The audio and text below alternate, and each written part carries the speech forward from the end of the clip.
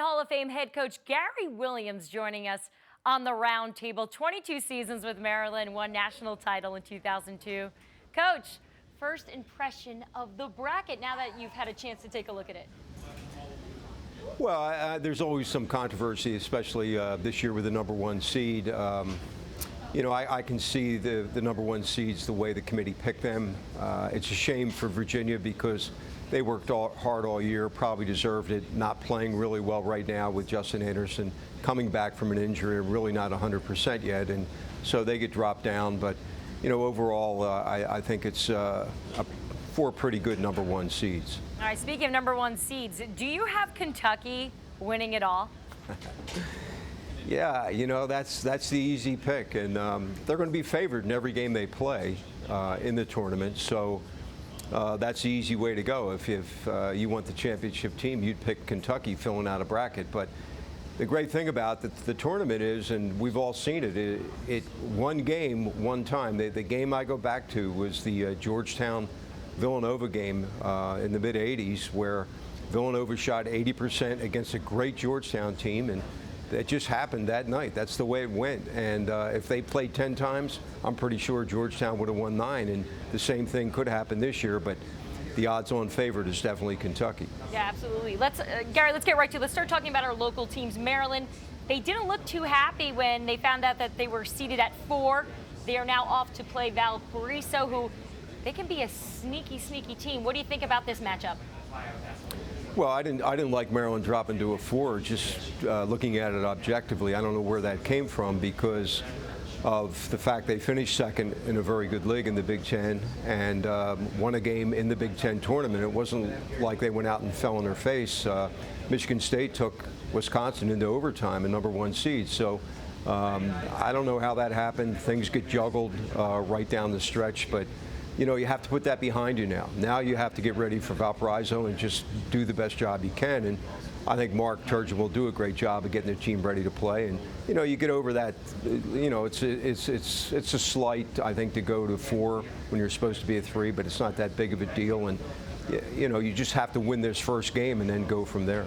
Let's say the Terps were to beat Valparaiso and then get by the game after that, they could potentially face the Kentucky Wildcats in the Sweet 16. Coach, from your experience, are you even thinking like this yet when you're going into the tournament? Are you even thinking about that? No, you can't. You have to worry about that. It could be West Virginia, and they're a very strong team out of the Big 12. Most people thought that was the best conference in the country, top to bottom this year. So it's a tough game. They'll have their second game, and you don't worry about that. You just get through that first weekend, and then whoever's out there, that's who you're going to play. So you only control you only worry about the things you can control, and your first 2 games you can control, but after that, you don't know what's ahead. So why waste time thinking about it? All right, Georgetown, they play Eastern Washington. They have a guy named Tyler Harvey, and he leads the nation with 23.1 points per game. Can the Hoyas defense handle him?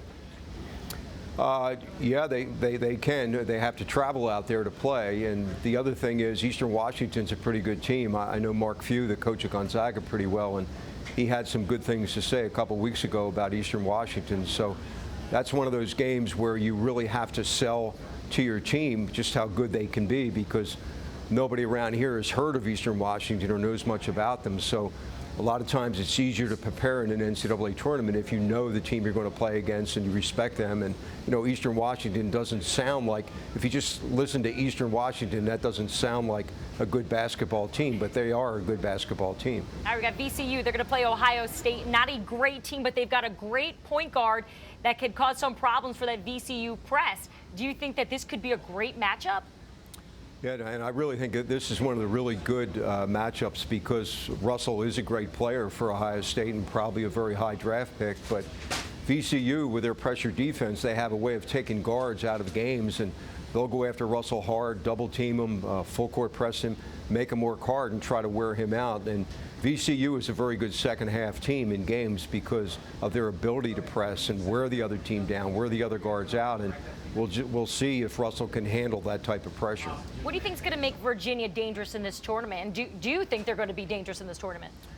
Yeah, I really do. I think Virginia, just played so hard all year long. Playing without Justin Anderson was very difficult to make that adjustment for Tony Bennett halfway through the season, but they got through it, and they could have very easily been a #1 seed. They're a 2 seed, but now they can take a deep breath.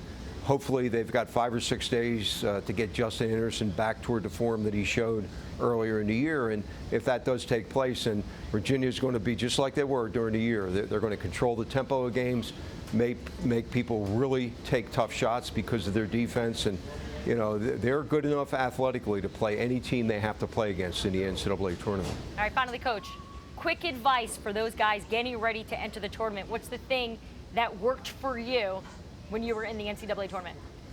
Well, we did everything we could to prepare for the first game. You assign your assistant coaches scouting for the games you're going to play after that, but the only thing I worried about as a head coach was winning that first game, and we did have success in winning that first game, because if you start worrying about other things, other games, and lose the focus, then you're going against what you did all during the year, because during the year all you do is worry about that next game. That's the total focus for the 3 or 4 days. Now, you have more time, and that's why the assistant coaches can do some things with the other teams you might face, but as the head coach, I really focused on that first game. Obviously, great advice coming from you, Coach. Thank you so much for joining us. Guys, stay right here. We've got more sports final coming up. We're going to be